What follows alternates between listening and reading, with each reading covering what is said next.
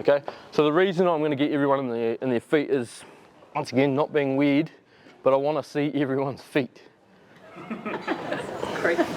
Edit that a bit better. Bro, you just got to cut that 15-second day. That starts the social media. That's the hook. That's the real icebreaker. We're not playing this, we're saying I want to see everyone's feet.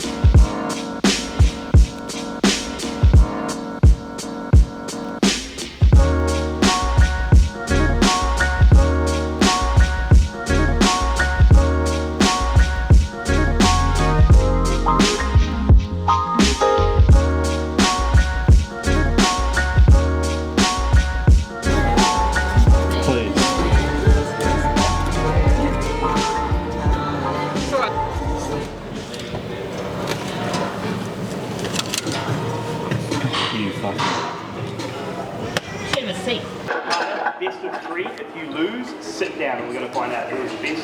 Did you win last time? No. Okay. So, Lise, if I was demonstrating with Lise, both hands out. Alright, so just going to run through what we're actually covering today. Yeah, that'd be great. So there's 3 different types of deadlifts. So the first one's going to be your conventional deadlift.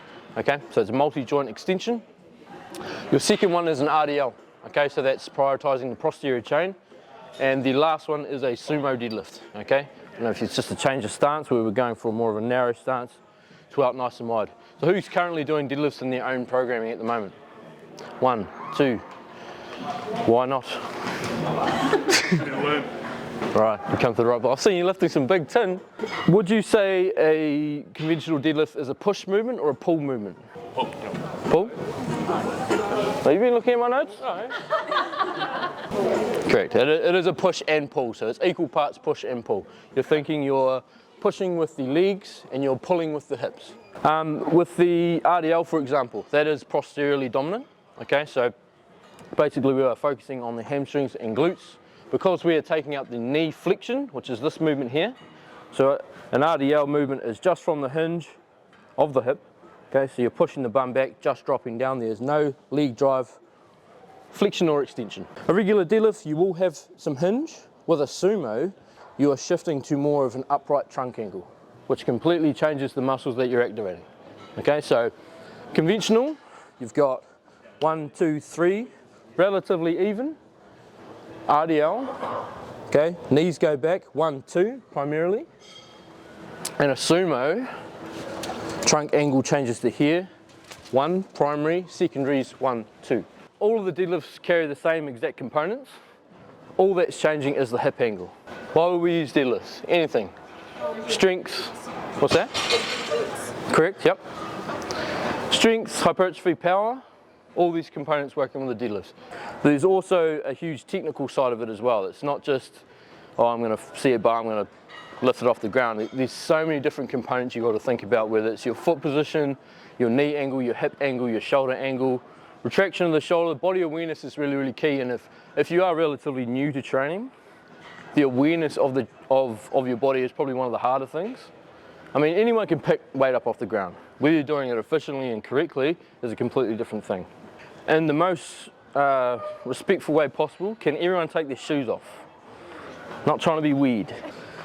What I don't deal with shoes on is literally the cushioning in most shoes. Okay, most people wear, like you, Logan, Marcel, yeah, you could get away with those, but if you've got something squishy like that, it's really, really hard to feel the floor. Donna, you have decent shoes, like Chucks are really good. Kale, are they Metcons? Yeah, Metcons are really good because they're really, really hard at the bottom, relatively flat through the sole, but you can never go wrong with just barefoot or in your socks. Okay, so the reason I'm going to get everyone in their feet is, once again, not being weird, but I want to see everyone's feet. Edit that a bit better. Bro, you just got to cut that 15-second day. That starts the social media. Yeah. That's the hook. That's the real icebreaker. We're not playing this, we're saying I want to see everyone's feet. I'm taking up the component of stability. Okay, so if I'm really, really flat like that, my feet are moving all over the show. Okay, so stance-wise, what I want to do is grab the ground like that. So you want to open, spread your toes, and then really, really grab the ground, like so. So you see the arch of your foot? You want to try and create that tension there. Okay, I don't want to see any internal rotation of that knee. Okay, none of that whatsoever.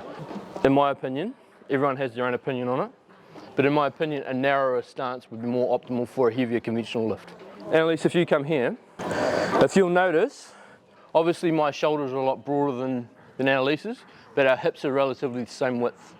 Okay, so if I was to come to the bar and get into that narrow stance, she needs to get her hands past her knees. Her width of her hips are a lot wider, well, about the same as mine, but her shoulders are a lot more narrow. So that grip on the bar is going to be completely different to me, for example, okay? So what you want to do is you want to come mid-foot with the bar. Really, really easy. Use your eyes, look straight down. Mid-foot with the bar, okay? Grab the ground. You want to have about 1 inch to 1.5 inches off the bar. I mean, if you're 2 inches, if you're 1 inch, it doesn't really matter. I mean, you can get away with a lot of things. So about 1 inch off the bar. That is going to allow you, when you go to grab the bar, hinge back, and then slowly drop down the knees. Push the hips back first. I want you to feel like you can load your hamstrings. Okay? From there, obviously I can't grab the bar. So what I'm going to do, I'm going to vertically squat down. Okay, so bending the knees down, staying over the bar, touching. And this point here, I should have a nice 45-degree angle from my hip to my knee. Okay, so you'd come right under the bar. Your hands would just come just outside your legs as you were to come down. Okay. Obviously, it's going to be slightly different for women, just being slightly wider hips than men. Men have narrow hips, so they'd come straight down. With the elbows, would you have them bent, locked out? Where would you have them? Pretty locked out, yeah. Having your hands just outside your legs, but what I want you to do is not just create the tension with your feet, is create the tension with your hips as well. So you want to try and externally rotate the knee slightly. Don't exaggerate it and go like this. Okay, we're not going outwards, we're not, what's it called? Ballet, we're not doing that, okay? So slightly externally rotate the knee. This is going to create stability in the hip joint, okay? So from here and here, hinging over, grabbing the ground with the floor, okay? Slightly externally rotating the knee into the forearm, okay? That's pretty much got my lower body nice and stable. Making sure core stability is on as much as possible to keep as rigid through your spine as much as possible, okay? Which is caused by core stability, lat stability, shoulder strength. What I mean by that is if I was really, really relaxed and I was to lift up a deadlift, lift up a bar, okay, and all those components were relaxed or not strong enough for the load that I'm about to lift, okay, there would be breakdown here. We don't want that. No flexion through the spine whatsoever. We want to be as long as possible. So feel like you're literally a puppet and you're getting pulled up as high as possible. Okay, even with the head, you always want to have your head and neck really, really long. Okay, even when you're in that hinged position here, still feel like you're really, really long, not congested like this. So we want no flexion through that spine. I want to create what's called an anterior pelvic tilt through the hip into this position here, which flattened out through here. Now with the mid to upper back, that's where the lat stability comes in. Okay, that's where I want to learn how to retract my shoulder blade and depress my shoulder down. Okay, so if everyone goes like this, I notice everyone's shoulders are really high at this point. So I want you to depress the shoulder joint. So from here, I also want you to drop it really, really low. See how these muscles are working? Okay, that's what you need to want to feel in the bottom of your deadlift. So if everyone wants to try and hinge over first, okay, and then depress the shoulder into the joint. Okay, I want everyone to feel long in the elbow, chest open as possible. Okay, so same again, thumbs running down the shin. Just have a really high chest. This work.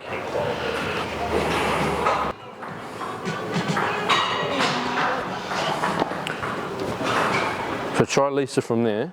Vertically squat up and down. Okay, because that's, yeah, way better guys, nice.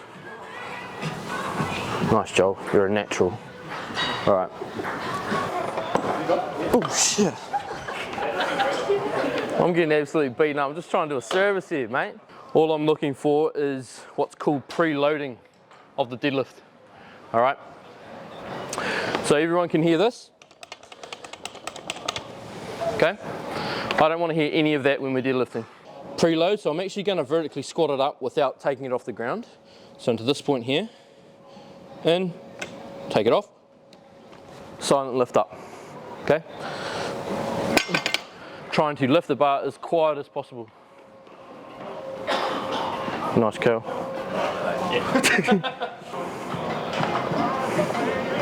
Yeah, nice. Just try to sink the hips down a bit more. Go again. Better, way better, yep.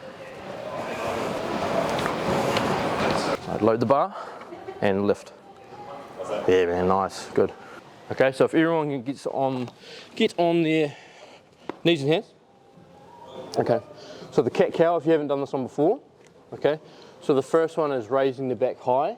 Obviously the hip is going to tuck in, what's called posterior pelvic tilt. I want everyone to extend their back, bring their chest through as hard as possible. Cool? That movement there, we're going to go again. That anterior pelvic tilt, I want everyone to emphasize it just a wee bit more. Also with this set, the abdominals, we're going to think about those as well. That's really, really key to loading. You know, contract your abdominals. What does everyone do? They always go, okay? I want to do the opposite to that, okay? I want to lengthen, transverse abdominis. Very, very deep tissue. So what I want you to do is suck your belly button in before you take off. As I'm loading, hinging over, okay? I'm down, I'm creating that tilt through my hip. And then just before I take off, I'm going to inhale, and then I'm going to suck my belly button in, okay? Belly button in, load the bar, shift through. This is just going to be a timing thing. Go down. Yeah, all right, so straight away, come up. RDL to the knee, RDL to the knee, RDL, RDL, RDL, RDL, now come down with legs. Yeah. Yep. That's it, it's coming out over. Yeah, yeah. So that changes the centre of mass completely. That's when the loss of the tension up here, okay? So again. Yeah, all right, now push the bum back, lean over the bar, lean over the bar, lean over the bar, lean over the bar. Now down with the knees. Yeah, way better. Because your traps are really they're so strong. They're so strong. I'm going to. So we need to load here, load here. Remember, think of that shoulder back pocket. Yep, chin low, yep. And shit, pull, snap, yeah. So the next one is the transition or your rhythm. It is the transitioning of reps, is all it is. What do you do in between your reps? Okay, everyone has their own little thing they do.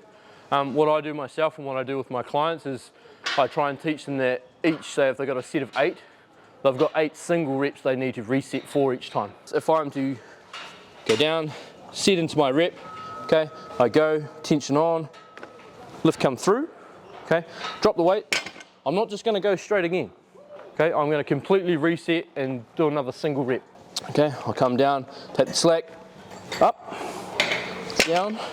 I'll get them to come up, I'll get them to extend their legs. This is just to feel the stretch in their hamstrings, okay?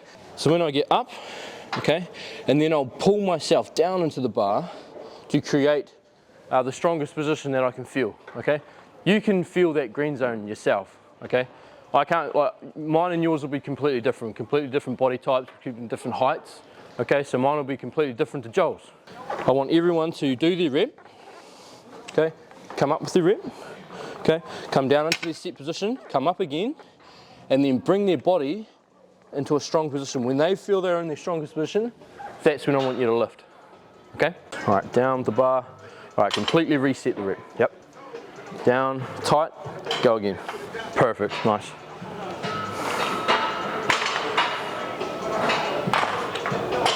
Same again, bro, go way narrower. Smaller? Yeah, everything.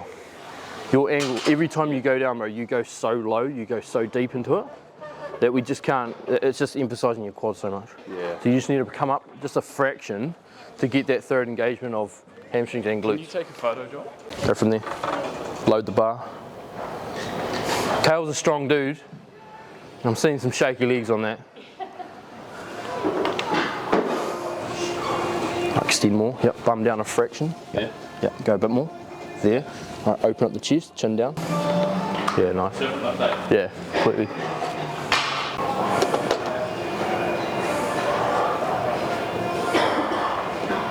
Nice, Chazzy. All right, work them together.